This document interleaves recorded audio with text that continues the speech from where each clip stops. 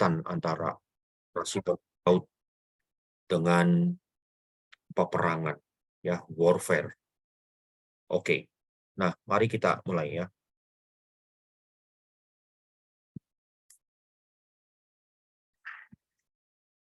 Nah, ini yang akan kita bahas, kita akan melihat peperangan yang dilakukan oleh Daud, bagaimana kaitannya dengan pujian dan penyembahan. Kita akan melihat pola yang sama, penyembahan dan peperangan, di dalam kehidupan Raja Yehuda. Dan yang terakhir, kita akan melihat tema yang sama di dalam pelayanan Yesus, ya, di dalam peperangan, di dalam pelayanan Yesus. Nah, kalau sejauh ini Bapak dan Ibu telah ikut kuliah ini dari RTOD 1, RTOD 2, Bapak Ibu udah bisa melihat ada sebuah pola di dalam pembahasan yang saya lakukan, ya. Saya selalu mulai dengan perjanjian lama, dengan Daud, dengan anak-anak Daud, dan kemudian berpuncak kepada sang anak Daud. Itu ya, cara kita melihat. Nah, kalau kita melihat dan restorasi Pondok Daud itu tidak mungkin dilepaskan dari kitab Tawarik, ya. Tawarik itu artinya catatan sejarah, ya, chronicle gitu. Nah, Tawarik adalah sebuah tulisan yang punya genre itu narasi sejarah. Itu bahasa sederhana saya, ya. Bapak Ibu paham dengan istilah genre? Ada genre musik, ada genre tulisan.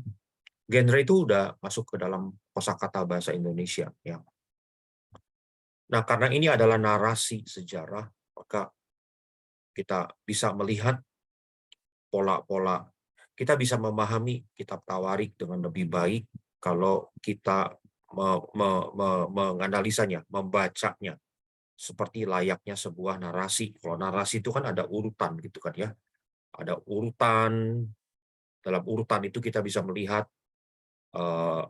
peristiwa yang berlanjut, peristiwa yang memuncak dan sebagainya. Oke. Nah, kita kalau lihat ini dalam urutan cerita gitu, ya. Penyembahan dimulai di 1 Tawarik 16. Ujian penyembahan di Yerusalem, Pondok Daud, kemah Daud didirikan. Satu pasal kemudian ceritanya berlanjut kepada Tuhan mengikat janji dengan Daud, dan Daud meresponinya dengan doa. Ya. Dan setelah itu, setelah pujian, penyembahan, dan doa di dalam 1 Tawarik 16 dan 17, maka kita melihat pasal 18, pasal 19, dan pasal 20 adalah kisah bagaimana Daud berperang. Daud berperang dan mengalahkan musuh-musuhnya. Nah, sehingga kalau kita melihat seperti ini, kita dengan segera melihat, ya, hubungan antara pujian, penyembahan dengan kemenangan di dalam perang. Betul, ya. Jadi saya mendorong Bapak Ibu, saudara-saudaraku semua, membaca Alkitab, berlatih untuk membaca seperti ini. Ya, kita lihat polanya, narasinya. Itu dengan catatan kalau memang tulisannya adalah tulisan yang punya genre narasi sejarah seperti Tawarik atau Raja-Raja Samuel gitu, ya. Nah, selanjutnya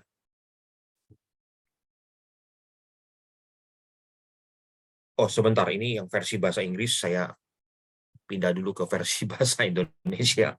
Bentar, ya. Bahasa Indonesia apa jadi berubah bahasa Inggris tadi, ya. Oke, bentar, ya, Pak Ibu.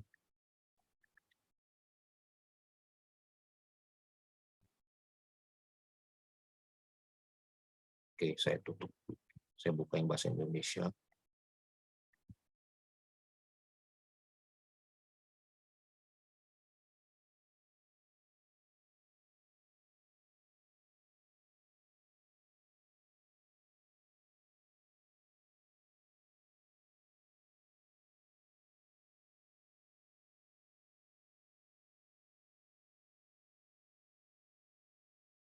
Nah, sekarang kita pengen lihat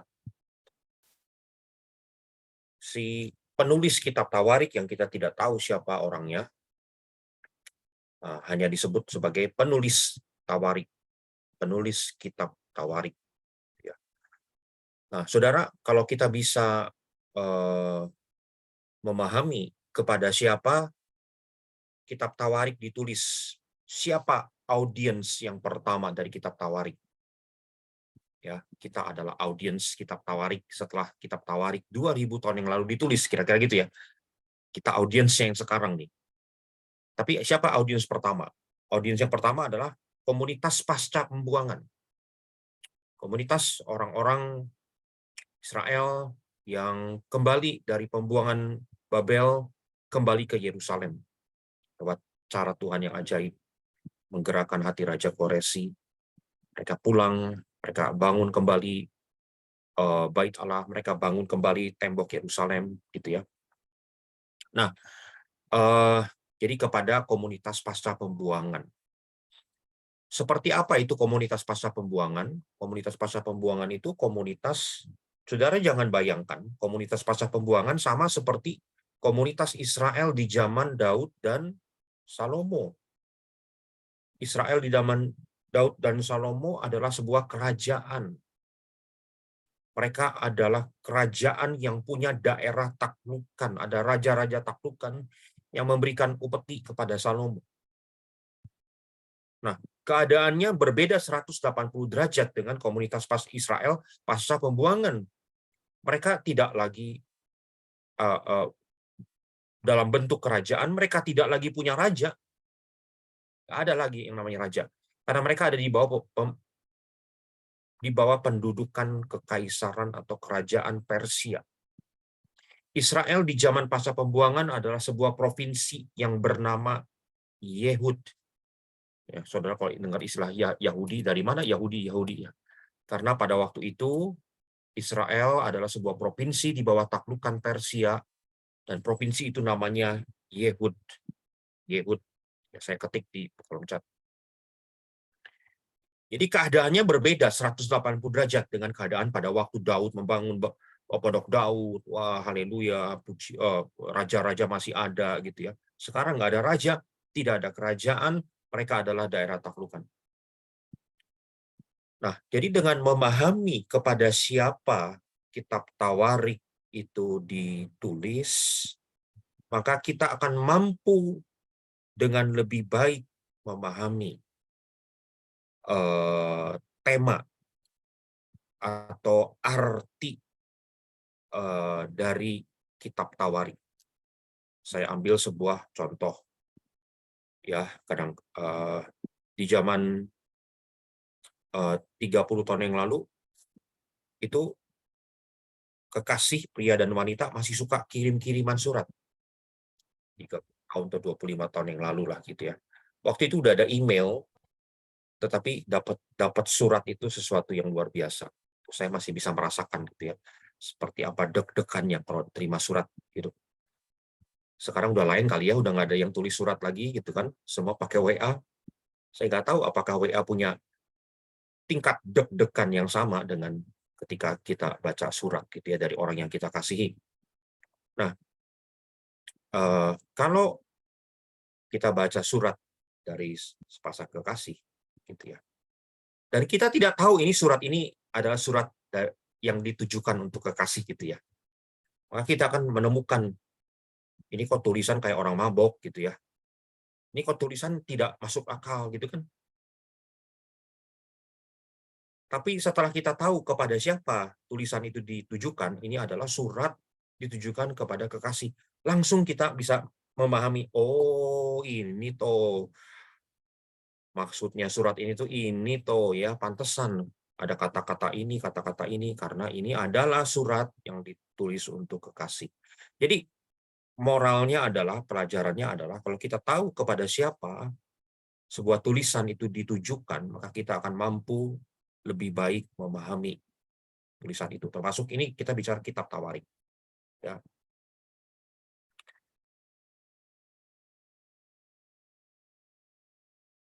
Oke.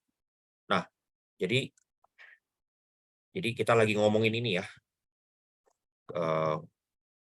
menganalisa komunitas pasca pembuangan. Dikatakan begini, mereka, saya pakai pointer dulu, mereka telah kembali ke Yerusalem, tetapi pada saat itu keamanan politik sangat lemah. Tadi saya sudah jelaskan ya, kondisi Provinsi Yehud yang sangat rentan. Sebagaimana para nabi telah mengumumkan bahwa kembalinya mereka ke negeri itu akan membawa peperangan. Nabi-nabi sudah bilang, kamu akan kembali, kamu akan berperang. Penulis Tawarik menyadari bahwa potensi peperangan sangat besar. Karena alasan ini, ia menempatkan banyak pembahasannya tentang penghakiman dan berkat ilahi dalam arena peperangan. Penyertaan Tuhan itu diwujudkan dalam kemenangan peperangan. Makanya tadi kita lihat pola ini ya, Daud memuji, menyembah, Daud berdoa kepada Tuhan, Daud menang peperangan. Ia, penulis Tawarik, mengajarkan kepada para pembacanya di masa pasca pembuangan bagaimana cara menghindari kesalahan dan mendapatkan berkat kemenangan di dalam peperangan. Ya, kamu jangan mengulangi kesalahan dari raja-raja Yehuda. Makanya dia tuliskan di dalam Tawarik raja-raja Yehuda seperti apa. Raja-raja yang tidak taat, raja-raja yang tidak ikut kehendak Tuhan, raja-raja yang tidak ikut nasihatnya Daud. Ya, lewat tulisan itu si penulis Tawarik mau bilang, kamu jangan ulangi kesalahan itu ya. Lihat raja-raja yang tidak ikut Tuhan, raja-raja yang tidak ikut petunjuk Daud, mereka tidak dapat memenangkan peperangan. Dan ini pesan yang sangat penting untuk sebuah komunitas provinsi Yehud yang kecil, tidak ada raja, dan mereka ada di bawah penaklukan Persia. Penekanan penulis Tawarik tentang kekalahan militer sebagai penghakiman ilahi mengikuti pandangan Musa dan para nabi. Jadi kekalahan militer sebagai bentuk penghakiman, kemenangan militer sebagai bentuk perkenanan Tuhan atas umat Israel itu juga kita lihat terjadi dalam kisah Musa dan para nabi. Ya. Tulisan-tulisan Musa menampilkan kekalahan sebagai kutukan perjanjian atas pemberontakan terhadap Allah. Kalau umat Allah memberontak, contohnya umat Allah pada waktu itu tidak mengikuti petunjuk Tuhan untuk mengkhususkan kota Ai, dengan mengambil, ada seorang yang ngambil barang yang harus dimusnahkan, yaitu si Akan, gitu ya. Maka konsekuensinya adalah mereka mengalami kekalahan. Nah, di sisi lain, penulis Tawarik juga menunjuk pada kemenangan-kemenangan Israel yang luar biasa sebagai hasil dari kesetiaan mereka kepada Allah. Inilah yang tadi kisah-kisah Raja Yehuda keturunan Daud, raja yang saleh, mereka menang perang, raja yang tidak saleh, mereka kalah dalam peperangan. Ya. Penulis Tawarik sering menekankan keajaiban peristiwa-peristiwa ini dengan menunjukkan besarnya jumlah musuh yang dikalahkan oleh Yehuda. Lihat Yosafat. Udah jelas dia kalah jumlah. Dia pasti kalah peperangan. Tapi sikap Yosafat yang mencari Tuhan, berdoa kepada Tuhan. Strategi perangnya adalah dengan membentuk pasukan pujian penyembahan, gitu kan ya. Ajaib kan, bisa menang kan? Ini sebuah kisah yang sangat ditekankan oleh penulis Tawarik. Tentu kalau saya ngomong ini penulis Tawarik yang nulis, tentu jangan lupa ya, itu Tuhan. Inspirasi Tuhan gitu ya. Tapi kan Tuhan pakai tangan manusia, ya kan? Oke. Nah, dalam banyak kesempatan penulis Tawarik mengaitkan kemenangan dalam pertempuran dengan tema-tema besar lainnya dalam kitabnya. Pertama, kemenangan sering dikaitkan dengan doa. Kenapa begitu? Kenapa kemenangan di dalam kitab Tawarik, kemenangan yang dialami oleh raja-raja Yehuda, sudah Daud dan Salomo, sering dikaitkan dengan doa. Itu polanya bisa kita lacak di dalam doa persembahan Salomo pada waktu mentahbiskan bait Allah. Ya, Salomo meminta Allah untuk menjawab doa-doa yang dipanjatkan pada saat peperangan. Tuhan, kalau umatmu kalah dalam peperangan, mereka berbalik kepadamu Tuhan, mereka berseru kepadamu, tolong jawab dari surga ya Tuhan. Itu kata doa Salomo seperti itu ya. Termasuk doa yang sangat terkenal kan. Kalau mereka berbalik dari jalan yang jahat, mencari wajah-Mu, Tuhan, turun dari surga dan pulihkan. Nah, gitu kan. Itu bagian dari doa Salomo ketika mentahbiskan bait Allah, mempersembahkan bait Allah untuk Tuhan. Jadi, kemenangan sering dikaitkan dengan doa. Kemenangan peperangan maksudnya ya. Dengan menarik perhatian pada bagaimana doa telah menyelamatkan umat Allah di masa lalu, penulis Tawarik menginstruksikan komunitas pasca pembuangan tentang pentingnya doa di zaman mereka sendiri. Ketika peperangan mengancam, umat Allah harus berdoa. Dengan menunjukkan semua itu, lihat betapa doa berperan penting di dalam kemenangan peperangan. Bahkan peperangan yang mustahil dimenangkan lewat doa, lewat pujian dan penyembahan. Lewat pola cerita yang seperti itu, penulis Tawarik mau ngomong sama komunitas pasca pembuangan. Doa penting ya, gitu. Kenapa sih komunitas pasca pembuangan mesti diingetin lagi tentang pentingnya doa, tentang pentingnya pujian penyembahan? Jangan lupa ya, ini komunitas pasca pembuangan, komunitas yang nenek moyangnya lahir di Babilonia. Mereka lahir di Babilonia dengan worldview Babilonia. Mereka tidak pernah menginjakan kaki ke Yerusalem, apalagi ke Bait Allah. Bait Allahnya dihancurkan ya. Mereka bahkan mungkin udah tidak lagi bisa berbahasa Ibrani. Mungkin hanya sekelompok orang elit, termasuk yang namanya Ezra, yang masih bisa berbahasa Ibrani, sehingga masih bisa membaca kitab suci dalam bahasa Ibrani. Yang lain bisanya bahasa Babel, nggak bisa baca kitab suci, nggak bisa baca kitab suci, nggak tahu kisah Daud, nggak tahu bagaimana Tuhan bekerja dengan luar biasa di dalam kisah Daud. Nah, ini yang kembali diceritakan oleh si penulis Tawarik, supaya umat pasca pembuangan belajar. Kalau ada perang, Anda harus berdoa, ya, seperti Daud. Ya, jangan lupa, Anda kecil nih. Anda nggak punya kekuatan militer sekarang. Anda harus andelin doa, pujian penyembahan pada Tuhan. Nah, jadi itu ya, bagaimana dengan luar biasa si penulis kitab Tawarik menulis kitab Tawarik, dan di dalamnya ada intensi-intensi yang seperti ini ya. Intensi, maksud, tujuan untuk menulis ini kepada komunitas pasca pembuangan. Oke, itu peperangannya Daud yang ditulis kembali oleh penulis kitab Tawarik.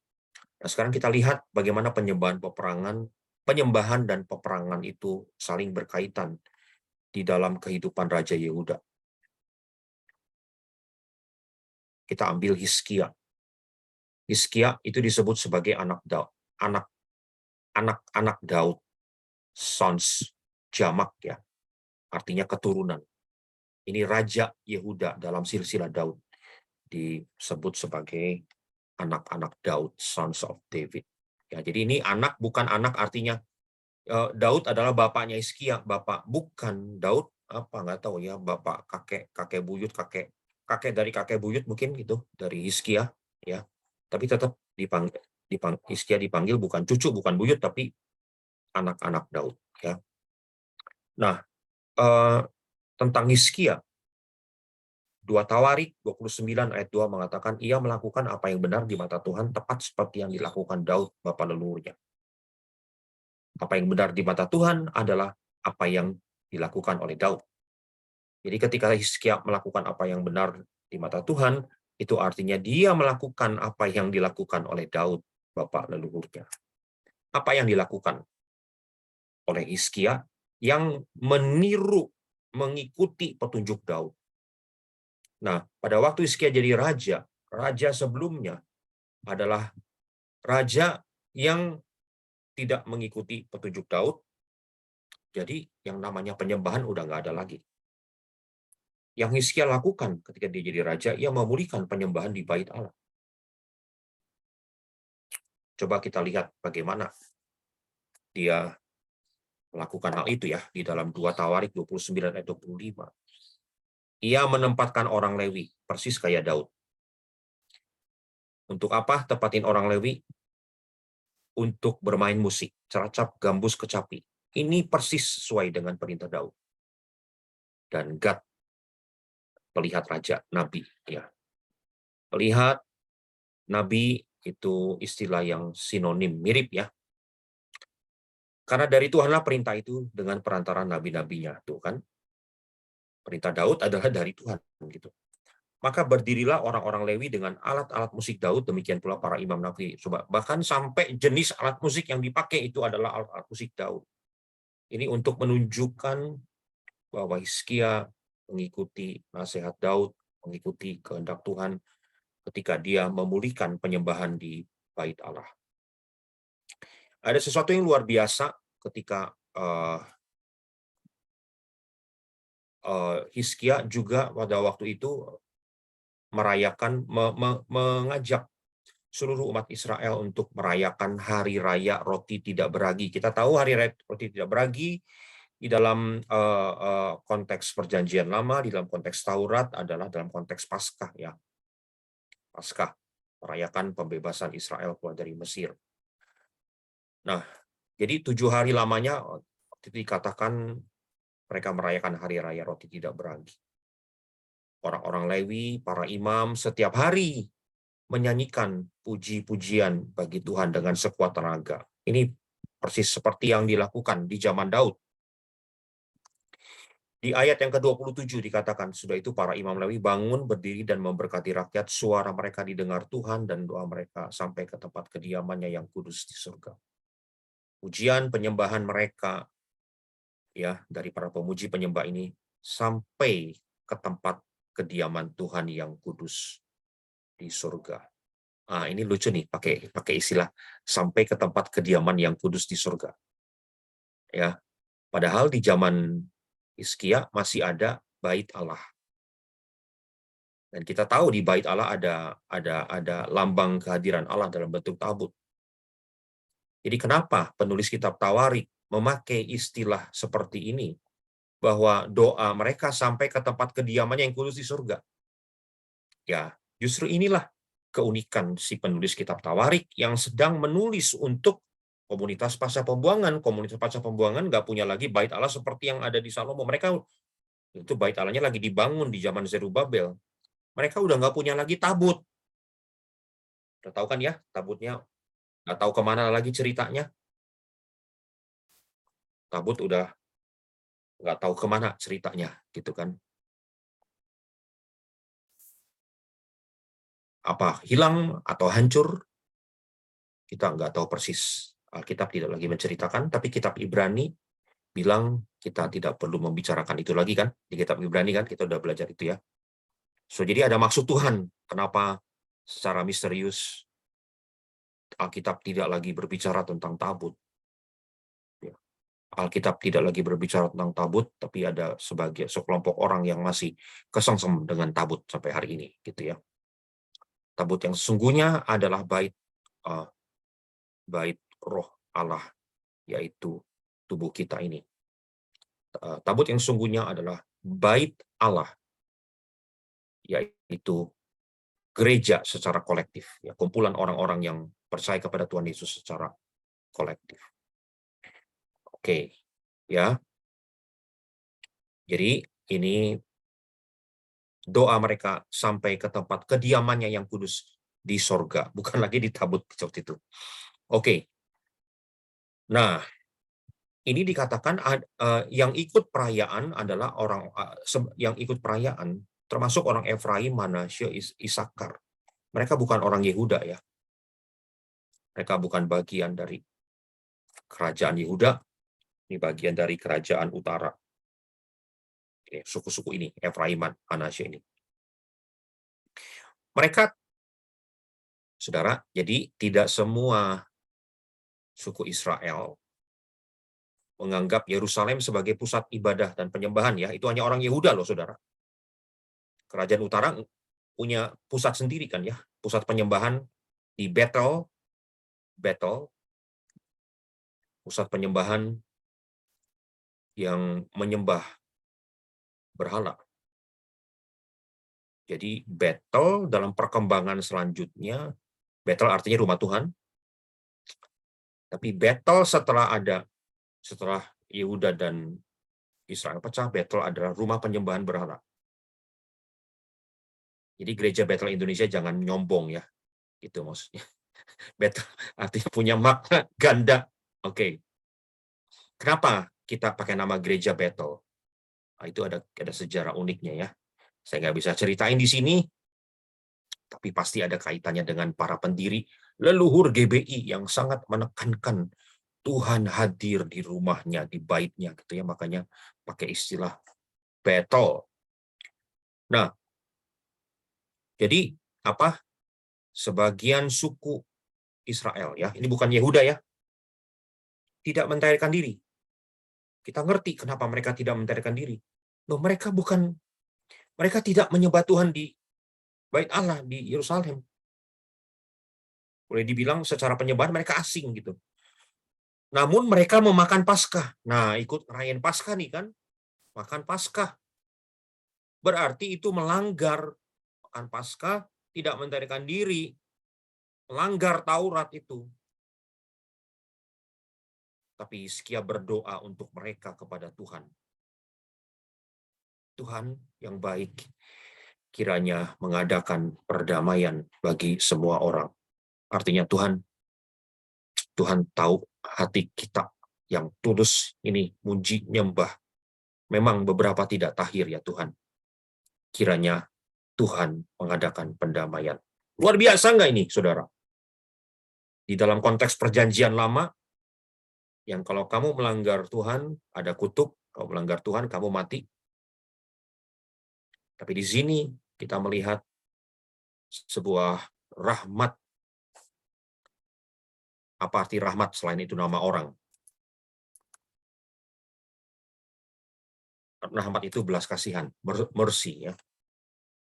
Dan Tuhan yang berbelas kasihan, Tuhan yang panjang sabar itu adalah identitas yang diserukan oleh Musa ketika Musa melihat kemuliaan Tuhan dari belakang, dan Musa menyerukan, Tuhan, Tuhan yang maha pengampun, yang panjang sabar, yang mengampuni gitu ya. Tuhan yang penuh dengan rahmat.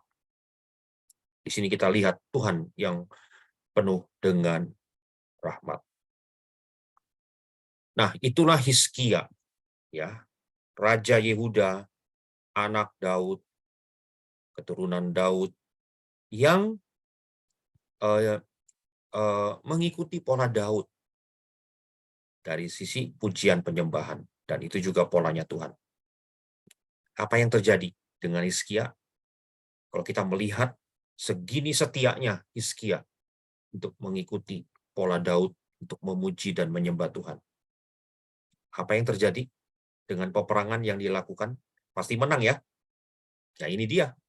Gitu ya. Jadi di dalam peperangan ini gambar artistiknya, ini ayatnya kira-kira gitu. Menang peperangan. Ya pada waktu itu superpower dunia yaitu Asyur, rajanya kan datang ke Yerusalem. Mereka mengancam dia, mereka kan, lu nyerang nggak lu sebelum gua hancurin? Gitu kira-kira ya, kalau bahasa nih, raja ini superpower lagi datang ke Yerusalem, dan Yerusalem pada waktu itu, Israel pada waktu itu bukan di dalam puncak kekuasaan seperti di Salomo ya. Jangan percaya mereka waktu itu ngomong dalam bahasa yang dimengerti oleh rakyat yang tinggal di tembok Yerusalem itu. Sengaja ngomong dalam bahasa Ibrani supaya semua rakyat bisa dengerin. Jangan percaya kalau dibilang Tuhan akan membela engkau, Tuhan akan berperang bagimu. Coba mana tuh Tuhan dan Allah dari bangsa-bangsa yang kami taklukkan? Semuanya kalah oleh kami.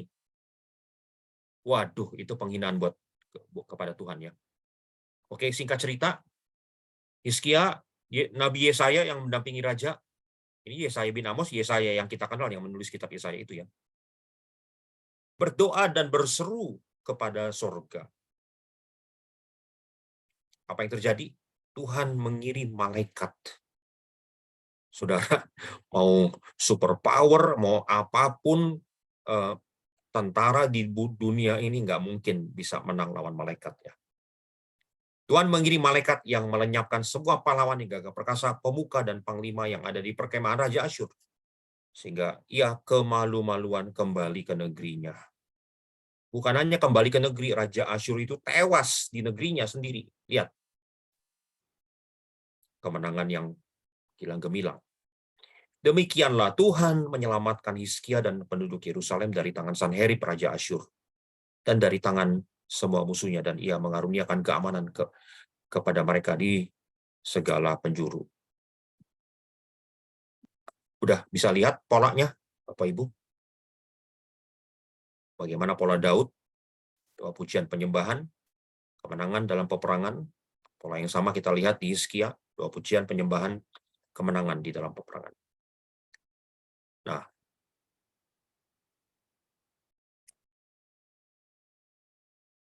mengapa peperangan dikaitkan dengan Tuhan? Jadi ini kenapa tema peperangan begitu menonjol di dalam kitab Tawarik? Setelah pembuangan ke Babel, bekas kerajaan Yehuda telah, saya udah cerita tadi ya. Ya udah cerita, saya nggak usah ulangi lagi ya. Pokoknya mereka udah jadi kerdil. Jadi harus bergantung kepada Tuhan. Satu-satunya kekuatan yang tersisa untuk diandalkan adalah Yahweh. Dan satu-satunya institusi yang tersisa adalah rumah Tuhan. Nggak ada kerajaan, nggak ada dinasti Daud. Rumah Tuhan yang telah dibangun kembali dengan izin dari pihak berwenang Persia. Rumah Tuhan yang dibangun kembali di bawah pimpinan Zerubabel itu ya.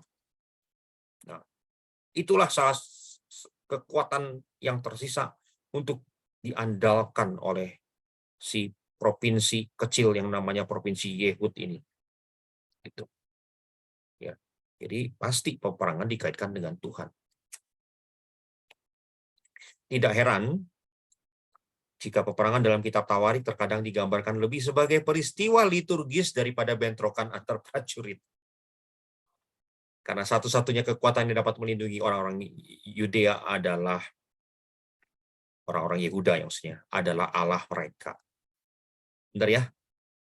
Dari dalam peristiwa Hizkia, peristiwa Yosafat, peperangan itu udah kayak ibadah, ujian penyembahan gitu. Ya. Jadi peperangan digambarkan lebih sebagai peristiwa liturgis untuk menunjukkan yang melindungi orang-orang Yehuda adalah Allah mereka. Oke. Nah, bagian yang terakhir ya, kita udah lihat bagaimana saya mencoba mengkaitkan tema restorasi Pondok Daud, pola pujian penyembahan Daud dengan peperangan. Oke. Sekarang kita lihat bagaimana dengan Yesus, sang anak Daud. Kerajaan Allah, Injil Matius dibuka dengan tema kerajaan Allah sudah dekat. Betul ya, saudara? Kerajaan Allah, sebagaimana Yesus menggunakan istilah ini, tidak lain merujuk pada pelayanannya dan pelayanan yang dia berikan kepada murid-muridnya. Di dalam pelayanan Yesus kita melihat kerajaan Allah sudah ada di tengah-tengah kamu. Kata Yesus, kalau engkau melihat aku mengusir setan, aku menyembuhkan orang sakit, ketahuilah kerajaan Allah sudah ada di tengah-tengah kamu. Jadi, kerajaan Allah merujuk kepada pelayanan Yesus, ya, untuk mendirikan pemerintahan Allah di tempat yang sebelumnya merupakan pemerintahan iblis. Ya, kita lihat kayak di Gerasa. Kita lihat bagaimana Yesus datang ke Gerasa. Langsung itu si iblis yang merasuk orang itu. Ini iblisnya tingkat tinggi, namanya Legion. Jadi ketahuan. Fakta bahwa iblis itu bernama Legion memberikan sebuah petunjuk bahwa iblis itu punya struktur gitu. Legion artinya ribuan pasukan, ya. Si Legion ini udah tahu nih yang datang Yesus, dia udah nggak mau cari gara-gara kan, udah ampun, gua nggak mau lawan Yesus, tapi izinkan kami pindah ke babi gitu kan, udah takut sama Yesus, dia pindah ke babi. Kenapa begitu? Ceritanya panjang, saudara ya. Pokoknya si legion itu takluk sama Yesus. Nah, itu kan menunjukkan kedatangan Yesus itu kayak kerajaan Allah ditegakkan, berekspansi, dan kerajaan iblis ditaklukkan. Ya, itu jelas kita lihat di dalam pola yang seperti itu. Nah, keinginan, hawa nafsu, baik dari manusia maupun dari malaikat, itu menentang Allah. Dan karenanya Tuhan harus berperang melawan semua itu. Baik manusia maupun malaikat, ini malaikat yang jatuh maksudnya ya, yang punya nafsu yang jahat, keinginan yang jahat, Tuhan harus perangi semua itu. Oleh karena itu, kerajaan Allah adalah sesuatu yang didoakan oleh para penulis Perjanjian Baru, bukan sesuatu yang mereka anggap telah tercapai. Oke, Anda bingung nggak? Tadi Yesus bilang, ketahuilah kerajaan Allah sudah ada di tengah-tengah kamu. Sekarang dibilang, kerajaan Allah bukan sesuatu yang sudah tercapai, tapi yang harus diperjuangkan. Bingung nggak? Nah, ini ada dua dimensi kita melihat kerajaan Allah. Saya pakai analogi ya, yang kita bisa pahami lebih baik, kekudusan. Secara posisi, kita sudah atau akan dikuduskan oleh pengorbanan Yesus, oleh darah Yesus. Ayo, Bu Grecia. Secara posisi, kita sudah atau akan dikuduskan oleh darah Yesus. Sudah, Pak. Ya, sudah. Amin ya. Kita sudah dikuduskan oleh darah Yesus. Secara posisi. Berarti kita ini orang-orang kudus. Tapi setiap saya khotbah, siapa di antara saudara orang-orang kudus? Saya udah perjelas, bukan orang dari kudus ya. Orang-orang kudus. Nggak ada yang berani angkat tangan, saudara. Siapa orang-orang kudus di ruang Zoom ini? Kita semua, Pak. Nggak semua angkat tangan kan? Gitu kan? Masih ragu-ragu kan? Oke ya, lanjut dulu ya. Secara posisi, secara status kita adalah orang kudus, dalam arti kita dikuduskan. Sudah, bukan akan ya, sudah dikuduskan oleh darah Yesus. Tapi secara realisasi, apakah kita semua totally holy? Udah nggak pernah berbuat dosa lagi? Tidak ya. Kita masih sinner. Ya kan? Berbuat dosa kan? Jangan hidup dalam dosa, jangan dikuasai dosa. Ya, gitu ya. Tapi lama-lama dosa itu makin lama makin hilang kekuatannya kan? Karena roh kita makin kuat, kedagingan kita makin lemah. Makin hilang gitu. Tetap ada dosanya. Nah, proses di mana kita semakin kuat rohnya, semakin lemah dagingnya, proses di mana kita semakin serupa dengan Yesus, itu namanya pengudusan. Ya, di mana kuasa dosa lama-lama hilang dari kehidupan kita. Gitu, pengudusan. Jadi, secara status sudah dikuduskan oleh darah Yesus, secara realisasi kita sedang dikuduskan oleh lewat kuasa Roh Kudus, kuasa firman Tuhan, kita sedang dikuduskan. Daging kita sedang dikikis. Betul ya? Bisa paham nggak ini? Nah, dengan analogi itu, sekarang kita bicara kerajaan Allah. Sama juga, kerajaan Allah sudah datang di tengah-tengah kita lewat Yesus 2000 tahun yang lalu. Tapi kalau bicara realisasi kerajaan Allah, itu sedang terjadi sekarang. Lewat kemenangan orang-orang percaya atas dosa, kemenangan orang-orang percaya atas iblis, maka realisasi kerajaan Allah semakin sedang terjadi. Dan kita tahu nanti akan genap terjadi di kerajaan 1000 tahun. Iblisnya di penjara, udah nggak bisa ngapa-ngapain. Ya, dan Tuhan memerintah sebagai Tuhan segala Tuhan dan Raja segala Raja. Nah, jadi itulah sifat kerajaan Allah. Sudah dan akan. Sudah datang dan akan datang. Ya. Bisa paham, saudara? Ini pertanyaan sejuta umat. Semua orang bingung. Mana sih yang benar, Pak? Sudah atau belum? Sudah atau akan, gitu ya. Dua-duanya. Ya. Nah, jadi kerajaan Allah adalah sesuatu yang didoakan oleh para penulis Perjanjian Baru, bukan sesuatu yang mereka anggap telah tercapai tadi ya. Satu-satunya cara untuk mewujudkannya adalah dengan menggulingkan kerajaan yang tidak sah yang sedang berkuasa. Ini iblis nih yang bisa menawarkan kepada Yesus kerajaan dunia. iblis harus digulingkan. Gitu. Nah, ini jadi tema peperangan nih di dalam kehidupan dan pelayanan Yesus. Dalam istilah perjanjian baru, kerajaan Allah dan kerajaan setan adalah konsep yang saling berhubungan. Yang pertama dapat dipahami sebagai perluasan hanya ketika yang kedua berkurang. Dan sebaliknya, kerajaan Allah itu semakin meluas hanya ketika kerajaan iblis semakin sempit. Ya. Inilah sebabnya mengapa penyembuhan dan pengusiran setan memainkan peran sentral dalam pelayanan Yesus. Karena di dalam penyembuhan, healing ya, dan pengusiran setan, itu kerajaan setan sedang dikalahkan dan kerajaan Allah sedang berekspansi. Ya. Oke. Jadi pelayanan Yesus adalah sebuah peperangan.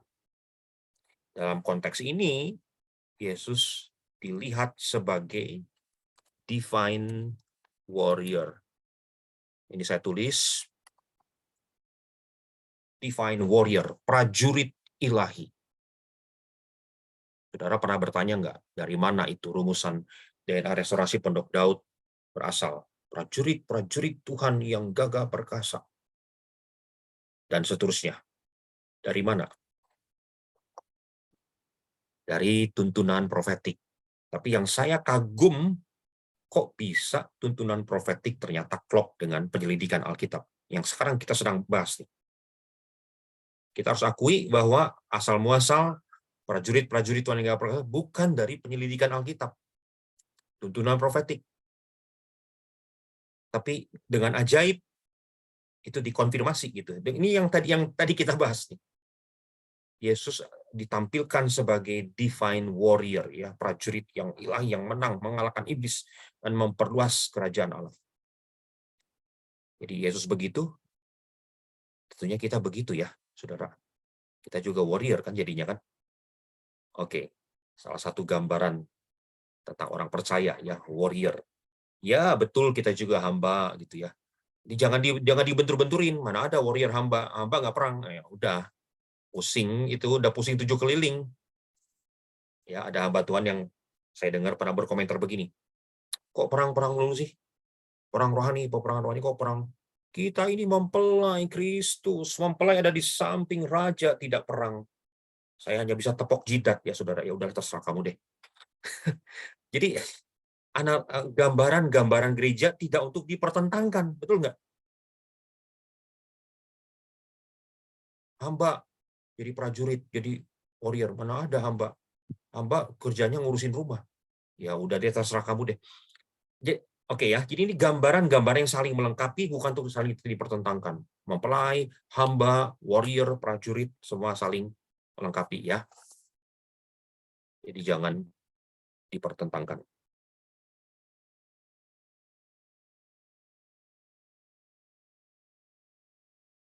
Apa artinya buat kita? Kita udah lihat Daud, kita udah lihat anak-anak Daud, kita udah lihat sang anak Daud. Peperangan ada di dalam pelayanan mereka, ya kan? Perjanjian bagi kita gimana? Perjanjian baru memperluas konsep kemenangan dan kekalahan dari penulis kitab Tawarik ke dalam peresmian, kelanjutan, dan kegenapan kerajaan Kristus.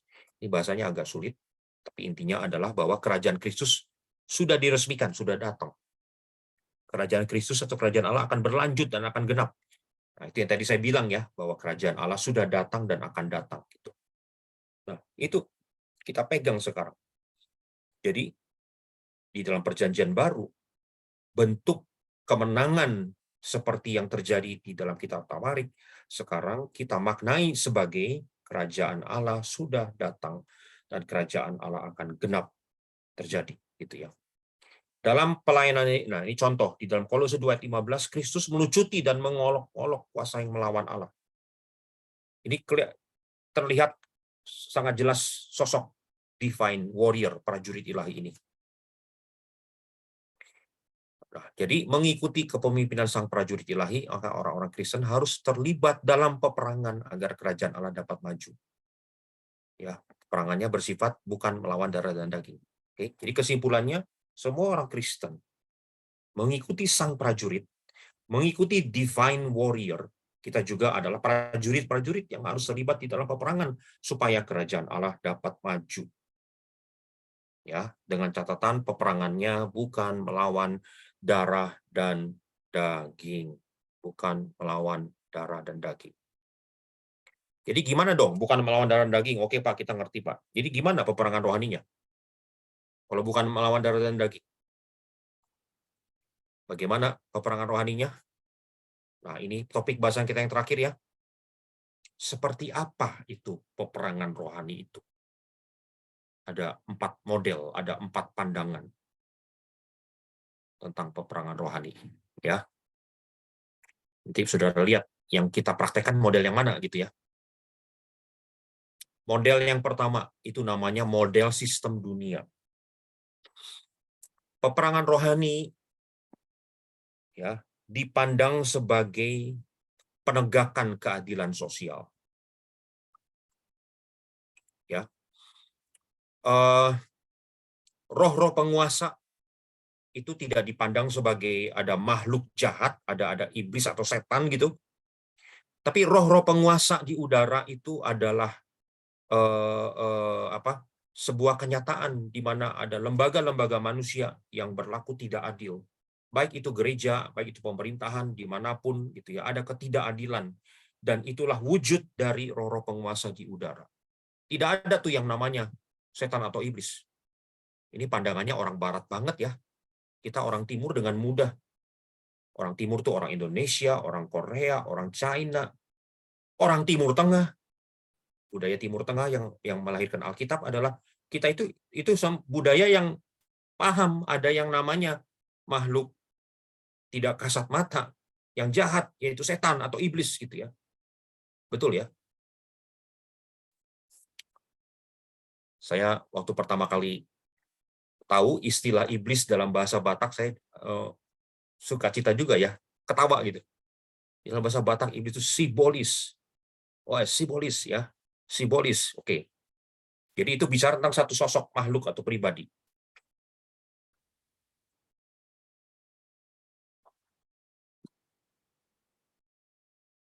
Oke, ini model yang pertama, tentu model ini kelemahannya apa? Udah jelas-jelas Alkitab bilang kok ada pribadi makhluk jahat namanya iblis, kok dibilang nggak ada gitu. Ya di sini penguasa roh di udara hanya sekedar bentuk ketidakadilan gitu ya. Kelemahannya jelas ya. Kelebihannya apa? Kelebihannya adalah menyadarkan kita bahwa kejahatan itu banyak sekali diwujudkan di dalam sebuah struktur yang sistemik, di dalam lembaga-lembaga pemerintahan dan budaya yang menindas orang, yang berlaku tidak adil kepada orang-orang yang terpinggirkan gitu ya, orang-orang minoritas, orang-orang kecil, ya betul nggak? Kita ini perang rohani gitu ya. Tapi kalau ketidakadilan, enggak, itu bukan urusan saya, kita hanya urusan yang rohani. Ketidakadilan urusan, misalkan kalau Pak Dery lawyer atau Pak Dery aktivis, urusan Pak Dery nih. Ya, kita urusan yang rohani, Pak. Kita nggak berkaitan dengan bentuk-bentuk ketidakadilan. Ya. Nah, ini kelemahan kita, betul nggak, Saudara? Model tadi menyadarkan ada ketidakadilan loh. Kamu nggak care. Kamu bilang ketidakadilan bukan hal yang rohani. Siapa bilang? Coba lihat. Tuhan disebut apa di Perjanjian Lama? Tuhan disebut pelindung janda dan anak yatim. Artinya Tuhan adalah Tuhan yang adil dan menegakkan keadilan secara sosial. Gitu. Oke, lanjut ya. Model yang kedua seperti apa? Model yang kedua, model ini dianut oleh orang Kristen liberal. Kalau saudara nggak tahu apa makna Kristen liberal, saudara cari deh di internet. Nah, yang kedua dipegang oleh orang-orang reform. Ya. Peperangan rohani itu apa sih? Peperangan rohani itu adalah pergumulan orang-orang Kristen melawan godaan iblis, godaan dunia, godaan daging.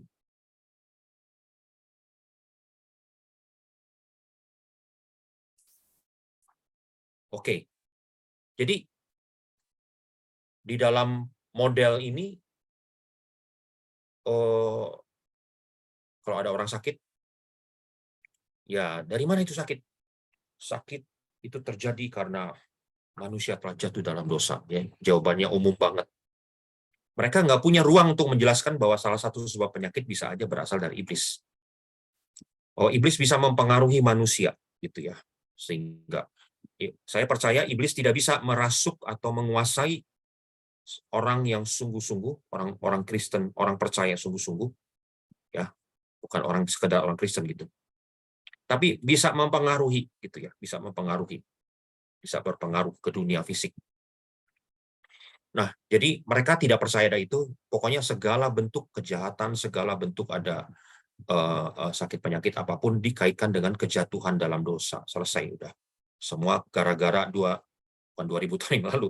Berapa ribu tahun yang lalu itu Adam dan Hawa jatuh dalam dosa. Ya. Peperangan adalah engkau berjuang melawan godaan daging, godaan dosa. Oke. Model ini ada kelemahan, ada kekuatan juga. Model ini kelemahannya apa? Sangat western oriented ya gitu ya saudara ya. Orang timur udah tahu jelas ada itu makhluk jahat itu gitu. Ini juga tutup mata seperti enggak ini gitu. Kelebihannya apa? Menyadarkan kita.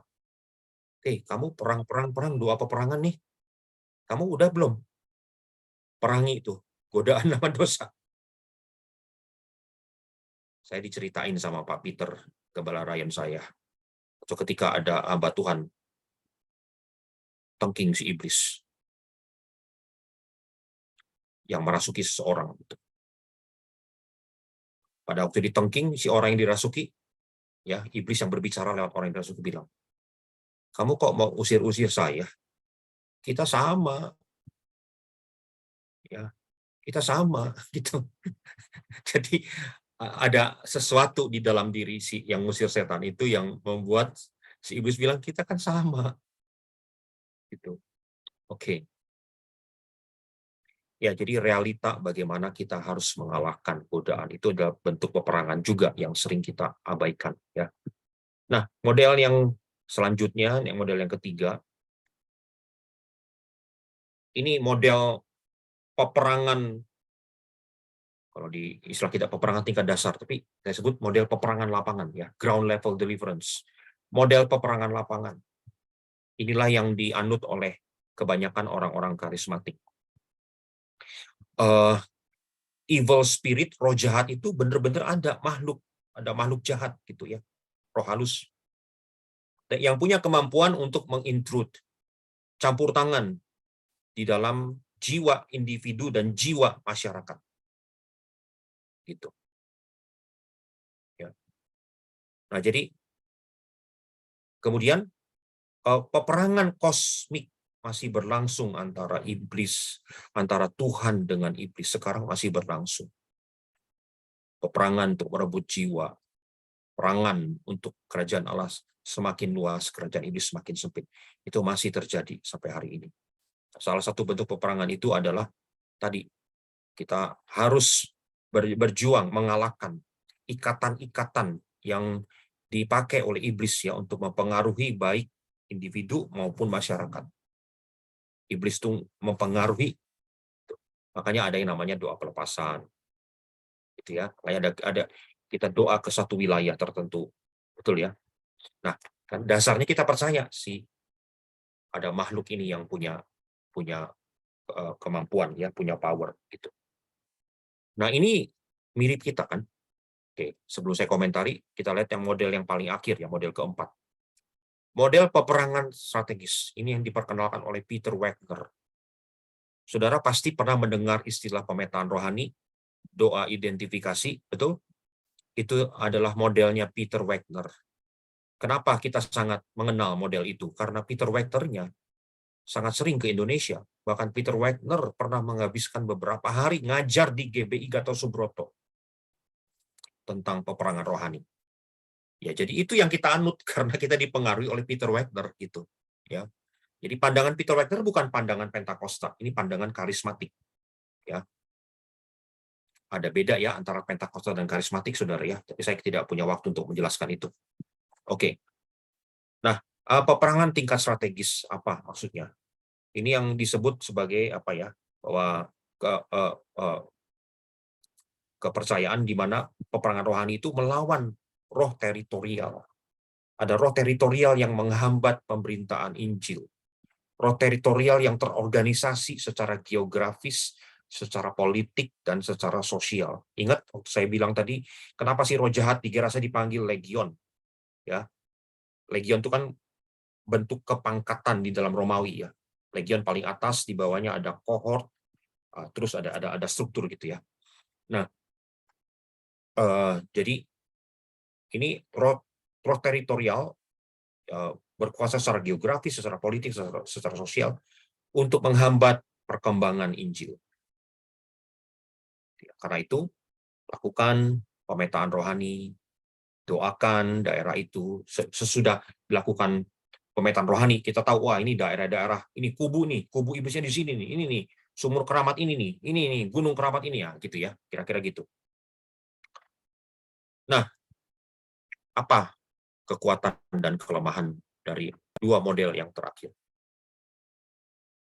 Tentu ada kekuatannya, mengakui iblis, roh jahat, sebagai roh yang nyata, dan roh yang bisa campur tangan ke dalam kehidupan manusia, merusak, bahkan kalau lihat dari roh teritorial tadi, menghambat Injil, gitu ya. Itu faktor yang positif untuk kita bisa melihat sampai ke situ. Daripada dua model yang sebelumnya, Injil terhambat.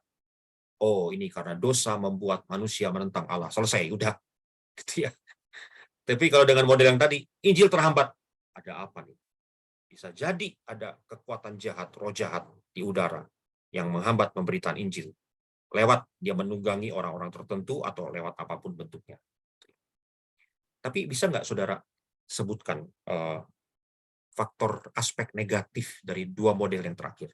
Bisa ada nggak aspek negatifnya dari modelnya Peter Wachter? Kalau di ruang kuliah boleh dong ngomong begini ya, saudara ya. Kalau di gereja Anda ngomong begini nanti bisa di-skorsing dulu mungkin. Apa aspek negatifnya? Saudara pernah lihat ada doa keliling dengan berbagai jenis senjata. Ada yang bawa susu milk. Ada yang bawa anggur. Ada yang bawa minyak, udah pasti ya minyak. Garam ya gitu. Kita percaya minyak dan garam. Gitu. Tapi ada susu, tambahin macam-macam, patok, susuk, segala macam. Nah, bagi saya itu salah satu aspek negatifnya. Ketika orang berfokus kepada bentuk peperangannya, orang sibuk mikirin ini, oke, gua keluarin garam, keluarin anggur, keluarin susu, atau gimana gitu ya. Dan lupa untuk berfokus kepada sang divine warrior itu tadi. Jadi fokus ke metode gitu. Datang ke sebuah tempat, langsung fokusnya pemetaan rohani dulu gitu ya. Di mana nih sumur keramat? Di mana nih apalagi itu ya, tonggak-tonggak iblis di mana ini? Ya kan? Orang kalau datang ke sebuah tempat, tentu fokus pertama adalah jiwa-jiwa. Betul? Pemetaan rohani adalah untuk mensupport pemenangan jiwa-jiwa. Tapi fokusnya bisa kebalik. Ya, karena orang begitu obsessed dengan pemetaan rohani. Gitu. Saya tidak menolak pemetaan rohani, saya hanya sedang mengajak kita berpikir apa aspek negatifnya, ya. Sehingga lewat keempat model ini saya tidak menganjurkan mana yang salah mana yang benar, tapi kita melihat aspek positif, aspek negatif dari masing-masing model ini. Ya, namanya juga model kan, yang tahu persis itu Tuhan seperti apa peperangan rohani. Kita hanya bisa menangkap sebagian yang Tuhan wahyukan lewat model-model ini. Nah, oke, kira-kira begitu dari saya pelajaran tentang Pondok Daud, penyembahan dikaitkan dengan peperangan dan bagaimana kita memaknai. Jadi kita sudah yakin kita pasti harus perang, bukan melawan darah dan daging. Kita ini adalah prajurit-prajurit Tuhan, mengikuti sang prajurit ilahi yaitu Yesus yang berperang memperluas kerajaan Allah, mengalahkan kerajaan setan. Kita tidak berperang secara darah dan daging, tapi bagaimana kita berperang. Ada 4 model yang tersedia, masing-masing ada kelemahan dan kekuatan. Ya, semoga bisa dipraktekkan di gereja kita masing-masing, dan semoga ini memberikan kepada kita sebuah balance, keseimbangan, supaya kita tidak terjerumus ke dalam praktek-praktek yang ekstrim. Apapun model yang tadi, selalu ada praktek ekstrimnya. Ya, oke, itu dari saya. Silakan ada pertanyaan atau tanggapan sebelum kita tutup. Ya, Bu Gresia. Ya Pak, Shalom Pak. Saya mau tanya Pak. Nah, tadi kita membicarakan tentang pujian penyembahan yang dikaitkan dengan peperangan ya Pak. Di mana Ya. tadi ya Hizkia itu ya Pak yang menang gitu kan dalam peperangan gitu kan. Nah, tadi kan ada 4 model peperangan ya Pak. Tadi ada strategi, terus ada melawan darah dan daging, dan seterusnya ya Pak. Apakah semua peperangan ini juga bisa kita kaitkan dengan pujian penyembahan? Maksudnya, apakah kehidupan pujian penyembahan pribadi kita akan berpengaruh terhadap keempat peperangan ini gitu Pak? Karena kadang saya berpikir gitu ya Pak ya, banyak orang-orang yang WL, singet di gereja gitu Pak, tapi secara melawan darah dan daging, secara daging mereka gitu Pak, itu mungkin masih menjadi PR gitu Pak. Nah, bagaimana gitu Pak? Seberapa besar sih sebenarnya dampak pujian penyembahan ini gitu terhadap keempat peperangan ini ya? Tapi kayaknya kalau peperangan strategi sih, ya Ya. ini kita udah tahu ya Pak ya. Itu sih Pak, pertanyaan Ya. saya. Jadi kalau saya berargumen lewat struktur pemaparan saya tadi, bentuk peperangan apapun modelnya, itu pastikan dasarnya tadi 2 pujian penyembahan ya. Itu satu, pegang dulu nih. Tapi kalau kita ngomong tadi seperti realita di lapangan, seorang WL ternyata masih kedagingannya masih, ya kita tahulah, kita udah bukan rahasia lagi kan gitu ya. Ada hamba-hamba Tuhan yang kita lihat, oh kita pikir dia udah di level ini nih, pujian penyembahan berarti dia kekudusan di level ini. Tahu-taunya tahu gitu kan. Nah, itu kan artinya itu bukan berarti bahwa bukan lewat 2 pujian penyembahan lagi, tapi itu berarti bahwa orang yang kelihatannya pemuji, berdoa memuji menyembah Tuhan, dan mungkin bahkan dia seorang prajurit di bidang doa pujian penyembahan, kelihatannya begitu, tapi kenyataannya mungkin nggak begitu. Nah, ini karena kenyataannya nggak begitu, maka gimana mau perang? Kita ngomongin dulu yang model 2 tadi. Kamu lah godaan aja udah godaan, ya terutama godaan seksual gitu kan ya, kita ngomong yang di harta, tahta, dan cinta. Itu kan itu kan pasti itu tiga itulah kita lihat tuh area-area kejatuhan. Gimana kamu mau ngomong 2 pujian penyembahan melawan roh-roh teritorial, ya udah dihajar sama cinta, udah kelepok-kelepok gitu ya. Jadi tetap prinsipnya adalah yang kita pelajari hari ini semuanya dasarnya dari 2 pujian penyembahan, berada di hadirat Tuhan, nempel dengan Tuhan, mengandalkan Tuhan. Ingat ya, kita ini kayak orang-orang di provinsi Yehud yang nggak punya kekuatan apa-apa ya. Nah, gitu kan ya. Jadi andelin Tuhan, dan itulah kunci kemenangan kita. Mau bentuknya, modelnya apapun dari yang keempat itu, kita tetap modalnya adalah kekuatan Tuhan. Kita akses itu lewat doa pujian penyembahan. Ya, semoga menjawab. Isi Pak, mau nanya Pak Hendrik. Ya, Pak Elman. Boleh itu Pak ya, yang 4 tadi peperangan rohani itu bisa nggak versi Indonesianya Pak? Itu kan versi Inggris ya Pak ya? Iya. Ada nggak versi Indonesianya Pak? Bisa ada Oh nggak Pak? ada, sekarang kan udah ada. Kurang menjiwai Teknologi, kalau Inggris kecerdasan gitu, buatan Pak. untuk menerjemahkan semua yang Inggris jadi Indonesia. Ada Pak, bisa dirubah. Iya. Oke Pak. Thank you Pak, itu aja Pak. Oke. Oke, kalau tidak ada pertanyaan lagi, kita bisa tutup ya dalam doa. Semoga apa yang kita pelajari berguna di dalam perjalanan kerohanian kita, berguna di dalam perjalanan gereja kita. Ya, silakan tutup dalam doa. Jangan lupa kasih informasi saya tentang Boleh, lagu yang Pak. tadi ya. Oh, ada pertanyaan. Boleh Lagu Pak. yang Pak Hendrik, mohon maaf saya izin tadi terlambat masuk ya Pak, lagi di rumah duka. Ya, oke. Bu Naomi, Tuhan kuatkan ya. Ya,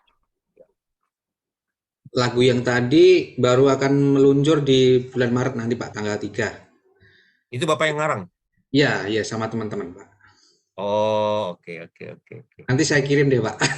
Dapat notasi sama ininya enggak? Gimana Pak? Belum meluncur, udah minta notasi dan lirik. Langsung nyanyiin.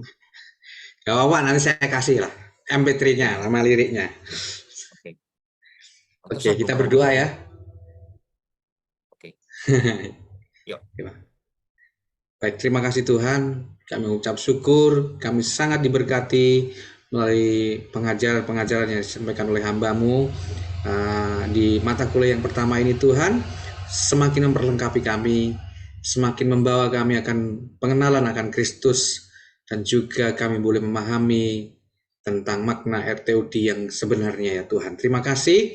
Terus Tuhan memberkati Pak Hendrik Tuhan di dalam setiap tugas pelayanannya. Tuhan memberkati, Tuhan terus pakai dengan urapan yang baru Tuhan, senantiasa memberkati keluarganya, anak istrinya, dan semuanya orang-orang yang terdekat, orang-orang yang bertalian darah dengan dia. Tuhan memberkati, melindungi, penyertaan yang sempurna dari Tuhan terus Kau nyatakan atas hamba-Mu ini.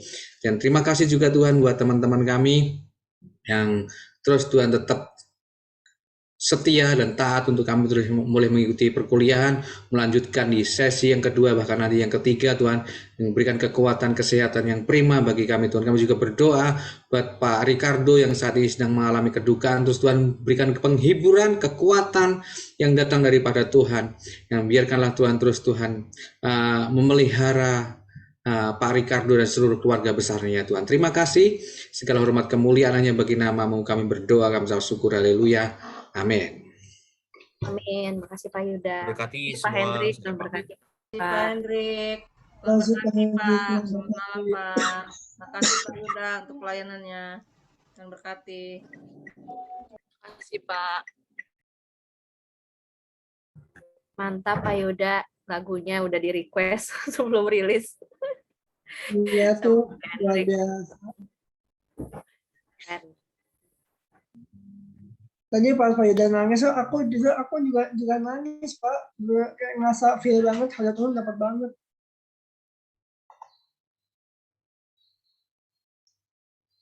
Aku sih nggak pengen nangis tadi, malu. Dalam hadirat Tuhan ya Pak. Terbawa. Tapi yang lagunya liriknya bagus sih. Strong banget.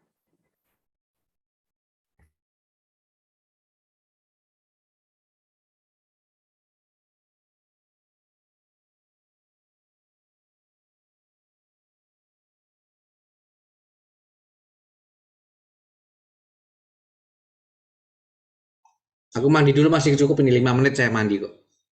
Tunggu sebentar.